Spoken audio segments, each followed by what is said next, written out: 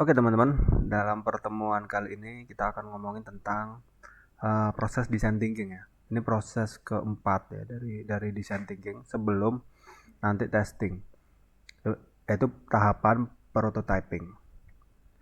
Oke, kita kembali dulu dari awal ya, bahwa design thinking itu salah satu metode yaitu untuk menjawab permasalahan gitu. Permasalahan atau di sini bisa disebut dengan problem solving ya. Yaitu dalam tahapan ini tuh design thinking itu merupakan salah satu metode yang berbasis ke eh, pihak-pihak yang memiliki permasalahan. Jadi bukan dari tim desainernya sendiri fokusnya, tapi pada sudut pandang pengguna gitu ya. Tujuan utamanya adalah membuat yang dalam tahapan ini ya, itu sebelum kita ngomongin ke tahapan prototyping, kita baiknya mengulik dulu kembali mengingat tentang 5 tahapan dalam proses design thinking, yaitu empathize, di mana kita mencoba menangkap permasalahan itu tadi dari sudut pandang penggunanya. Gitu ya. Apa yang kita lakukan di sini adalah yaitu observasi dan juga wawancara kepada pengguna. Sedekat mungkin di dalam tahapan ini itu kita mencoba mendekatkan diri, berempati kepada pengguna sebagai di situ yang memiliki lingkup permasalahan ya. Dia hidup di dalam lingkup permasalahan yang akan kita selesaikan. Tahap kedua adalah define. Dari hasil observasi dan wawancara ini kita coba pilah-pilah kira-kira permasalahan apa yang terjadi dan memungkinkan untuk diselesaikan. Kayak gitu. Tahap berikutnya adalah ideating, yaitu tahapan ini adalah untuk membrainstorming ide-ide kita tentang dalam rangka memecahkan masalah yang sudah di frame dalam divine tadi ya. Tahap selanjutnya adalah prototype ya, prototype atau membuat purwarupa yang nyata dan bisa dirasakan oleh pengguna tentang solusi yang kita tawarkan. Tahap berikutnya adalah setelah prototipe jadi, yaitu testing, di mana kita menguji dari prototipe kita kelemahan dan kekurangan apa kepada pengguna langsung. Kita ngomongin prototipe ya. Prototipe itu digunakan atau purwarupa ya, atau modeling digunakan untuk menguji kelayakan ide dan untuk melihat apakah ide tersebut itu dapat menjadi solusi permasalahan. Dalam tahap ini pula dibutuhkan kritik umpan balik pengguna untuk menyempurnakan prototipe tersebut menjadi solusi yang lebih sempurna. Nah, ada bahkan yang disampaikan oleh Mauricio Viana, yaitu tentang bagaimana purwarupa atau prototipe itu diciptakan. Yaitu pertama, purwarupa dari sudut pandang tim dan purwarupa dan dari sudut pandang pengguna atau diuji cobakan. Nah, ini kaitannya dengan testing ya. Jadi setiap purwarupa itu tadi dalam penyempurnaan itu harus ada keterlibatan dua sudut pandang ini tadi. Kalau dalam sudut pandang tim itu yang di titik poinnya itu adalah yaitu kita gagasan yang telah dirangkum dalam ideating tadi ya, beberapa hal yang diajukan tadi itu harus disepakati oleh tim tadi. Kira-kira berapa gagasan-gagasan apa dan berapa alternatif yang bakal dijadikan prototype atau dipurwarupakan. Kemudian sudut pandang pengguna, purwarupa itu dibuat hendaknya diuji kepada pengguna, yaitu purwarupa yang ada itu uh, diujikan ke pengguna, kira-kira apa kelemahannya dan juga apa kelebihannya, nanti dievaluasi lagi untuk purwarupa yang selanjutnya. Kemudian kenapa kok kita butuh purwarupa? Ini pertanyaan yang apa harus kita jawab ya. Sebelum kita menjawab itu, kita kita jelaskan dulu definisi tentang prototipe atau purwarupa.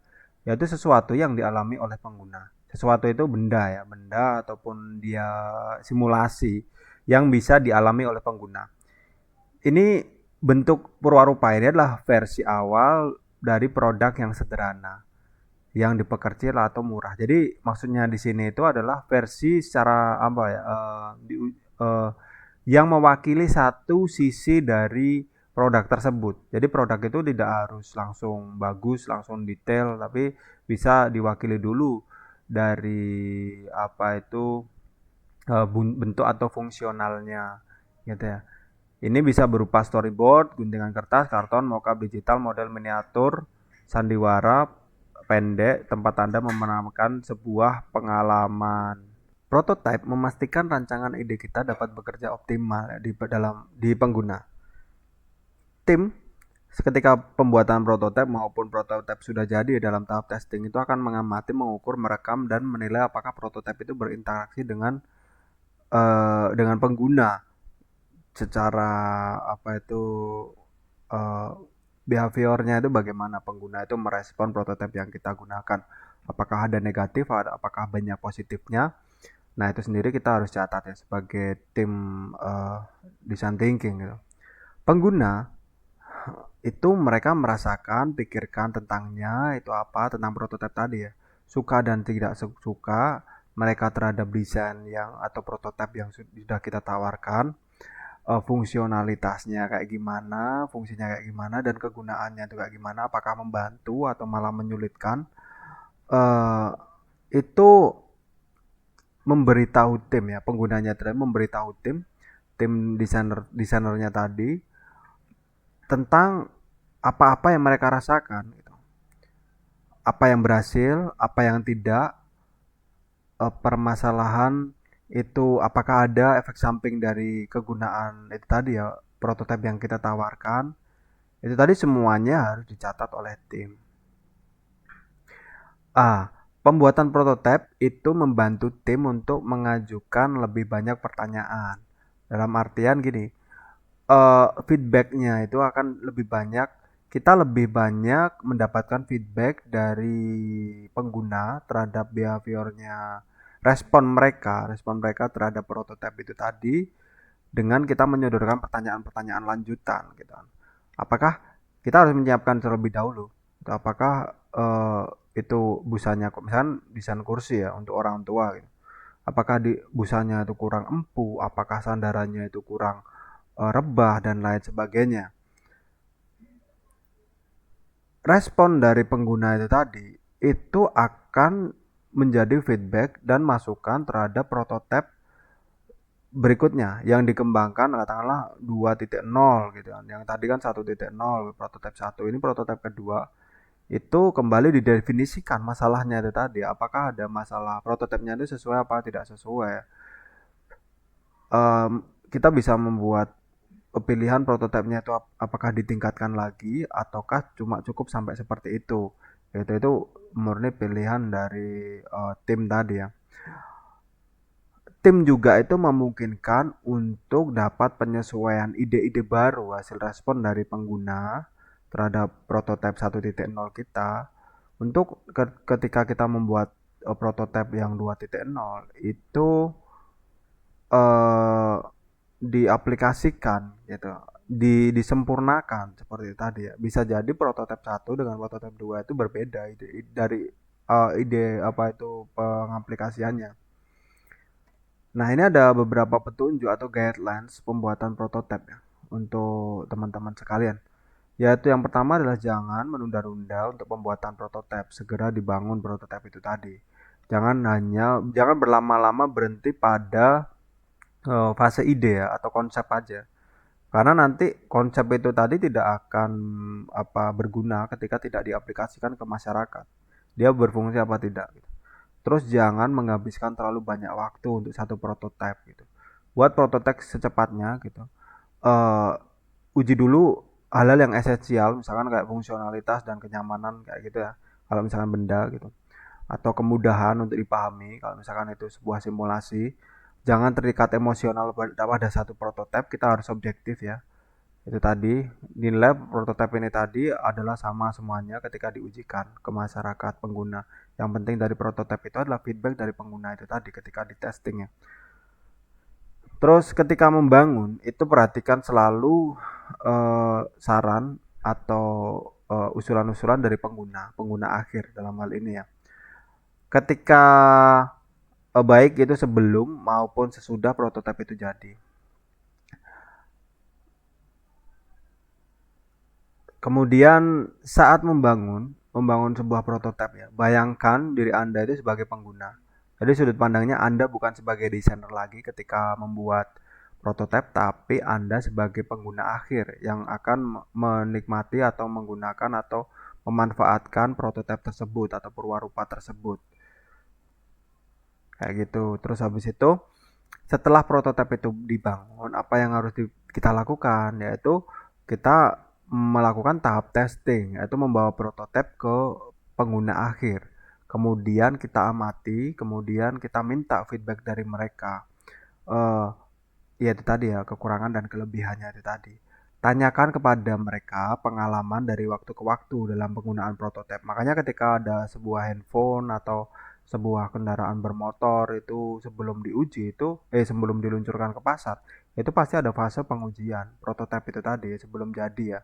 Itu berapa bulan ke pengguna itu. Nanti fase itu tadi itu setelah selesai itu baru si desainer itu tadi meminta feedback yang mungkin yang detail ya, lebih detail tentang prototipe yang digunakan itu tadi supaya nanti hasil akhirnya itu produk itu akan jadi lebih sempurna. Amati secara aktif dan libatkan pengguna dengan antusias sepanjang pengalaman mereka. Jadi desainer itu ketika produk itu diteskan ke pengguna itu ya nggak diam aja, tapi juga kita harus mengamati apa-apa yang perilaku pengguna ketika dia berinteraksi dengan prototipe atau perwarupa tersebut. Kemudian saat pengalaman selesai, tindak lanjuti dengan penggunaan dengan pengguna yang memiliki pengalaman atau dengan serangkaian pertanyaan. Maksudnya di sini adalah kita sebelum produk itu diteskan, kita harus menyiapkan pertanyaan-pertanyaan inti untuk katakanlah sebagai standar kita untuk dalam menguji. Setelah pengguna itu selesai, kalau bisa sedetail mungkin selesai berinteraksi dengan produk kita, itu kita tanyakan pertanyaan-pertanyaan itu tadi. Misalnya kursi untuk orang tua tadi ya, itu ya itu tadi apakah ergonomisnya udah enak, apakah udah empuk, apakah terlalu tinggi, apakah bikin kaki kram atau kaki mati rasa, ataukah udah bagus. Apa yang perlu ditingkatkan, apa yang perlu di di apa ya misalnya itu dipotong ya atau dihilangkan itu semua berkiblat dari pengguna. Nah, kalau kita ngomongin prototyping atau perwarupa, kita akan ngomongin tentang fidelity ya atau keakuratan. Keakuratan perwarupa itu tadi. Prototype itu tidak selalu terlihat seperti produk akhir ya. Mereka dapat memiliki keakuratan yang berbeda-beda sesuai dengan eh, bagaimana poin-poin yang akan kita ujikan dalam prototipe itu tadi. Nah, fidelity dapat di dalam prototipe itu dapat dalam bentuk bidang ya, dalam dalam bentuk ruang lingkup. Itu yang pertama itu desain visualnya, estetiknya bagaimana, kemudian isi dan kontennya bagaimana. Di sini termasuk ergonominya ya, poin utama yang mau kita jual. Kemudian yang terakhir itu interaktivitasnya, kemudahan untuk eh, pengguna itu tadi berinteraksi dengan prototipe kita. Nah, fidelity ini tadi dibagi dua ya. Yang pertama itu low fidelity prototype dan yang kedua high fidelity prototype. Kalau yang low fidelity prototype itu biasa disingkat LOFA ya. Itu eh, dia bentuk prototipenya itu adalah cepat. Jadi cepat diproduksi, terus murah, terus dapat mewakili sebagian atau unsur utama yang menjadi daya jual atau daya solutif dari prototipe itu tadi. Misalkan kayak kenyamanan dan lain-lain. Kalau kita mau mengukur kenyamanan dalam sebuah kursi, kita ngomongin posisi tubuh gitu. Posisi tubuhnya mau diujikan seperti apa. Nah, itu tadi nggak perlu ada desain yang artistik sekali. Yang penting prototipe itu tadi mampu menguji itu tadi ya bentuk posisi tubuh ketika duduk gitu, di dalam kursi untuk orang tua tadi. Peran yang utama dari prototipe yang low-fi ini atau low fidelity ini adalah untuk memeriksa dan menguji fungsionalitas daripada tampilan visual produk, daripada estetikanya. Jadi dia mengadopsi form follow function ya. Jadi bentuk itu mengikuti fungsinya. Kalau masalah keindahan nomor sekian. Setelah ini contohnya. Ini seperti ini. Ini salah satu contoh bagaimana UI dan UX ya, sebuah katakanlah tampilan handphone gitu ya. Ini di berandanya gitu, misalnya ada login dan password itu disimulasikan atau diperwarupakan. Tidak perlu kita menggunakan software-software yang yang berat ya atau yang memang seharusnya dilakukan, tapi dengan simulasi kertas itu udah cukup. Seperti ini. Yang penting pengalaman dan fungsionalitasnya terlihat.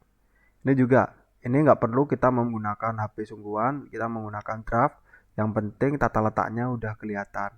Kemudian ini juga nggak perlu kita menggunakan dengan coding yang sangat rumit dan juga penggunaan software digital yang sesungguhnya untuk user interface dan user experience-nya itu ini menggunakan kertas. Kertasnya seolah-olah dia touchscreen gitu ya. Jadi apa itu kotak-kotak itu tadi ya untuk user interface-nya bisa digeser-geser dan disentuh. Nah, ini juga seperti ini. Ini simulasi dari handphone. Handphone ini kan ada misalnya keterangan persetujuan yes atau no. Ini nanti ketika dipencet yes, disimulasikan ini ditarik ya, kertasnya ditarik ke atas, ganti halaman selanjutnya seperti itu. Oke, yang kedua adalah high fidelity ya. High fidelity dari prototyping.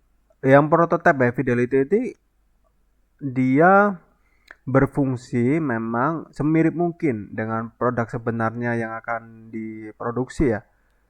Itu kalau yang high fidelity ini tadi itu biasanya dibuat setelah low fidelity ya, setelah semua poin-poin esensialnya udah teruji dan disukai oleh pengguna, baru dibuat yang high fidelity ini tadi untuk apa itu mempercantik atau semakin menyempurnakan produk itu tadi. Seperti ini contohnya. Ini adalah kalau mau yang high fidelity ya udah di coding di dalam software user interface sama user experience-nya dalam program tertentu ya, dan bisa disentuh. Kalau ini disentuh langsung gerak gitu. Transisinya bagaimana real seperti produk aslinya. Kemudian ini contohnya ini ada shopping cart ya dari IDEO. IDEO itu perusahaan yang menerapkan teori design thinking ya dalam dalam menyelesaikan permasalahan kliennya. Ini Anda bisa ini yang low fidelity di mana dia menguji shopping cart bentuknya kemudahannya gitu ya. Nggak perlu nilai estetika maupun kekuatannya kayak gitu. Yang ini juga sama. Ini dari video, ini rancangan prototipe yang kedua. Yang ini tuh dia ada megang sesuatu ya.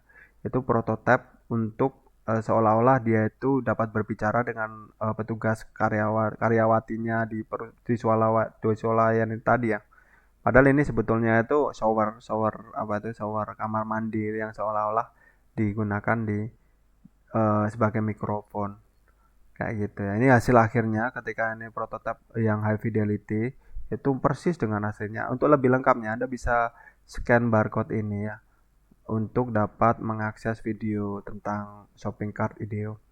Terus yang kedua itu adalah tentang Hyperroller. Hyperroller itu juga ini itu salah satu NGO ya yang apa itu produk dari NGO yang dia itu digunakan sebagai lembaga dari lembaga non profit ya untuk dia memfasilitasi kesulitan bagaimana transportasi masyarakat terutama ke wilayah negara berkembang atau tertinggal yang sangat jauh dari sumber air.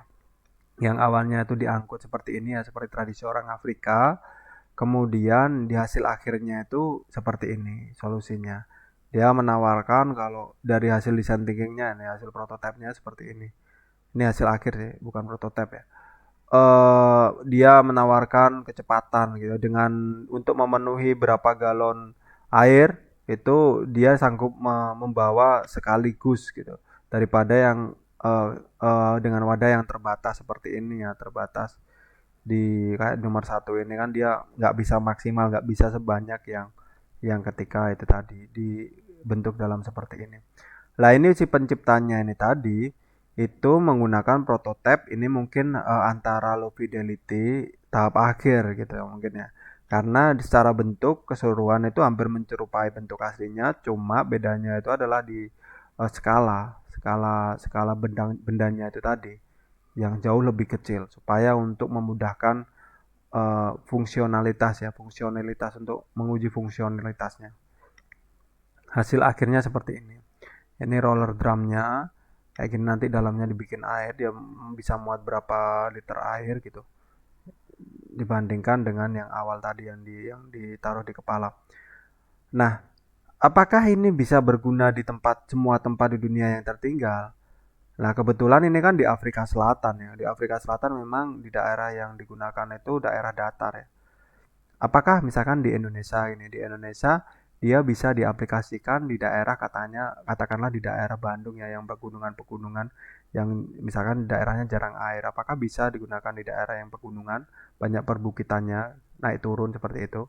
Belum tentu teman-teman. Jadi bisa jadi desain ini tadi nggak bekerja pada daerah-daerah yang karakternya seperti itu. Makanya dibutuhkan desain desain baru lagi yang sesuai mungkin dengan teknik design thinking bisa diselesaikan untuk bagaimana si nggak harus bentuknya nggak harus seperti ini, bagaimana memudahkan apa itu membawa air dari satu titik ke titik lain dengan wilayahnya perbukitan gitu.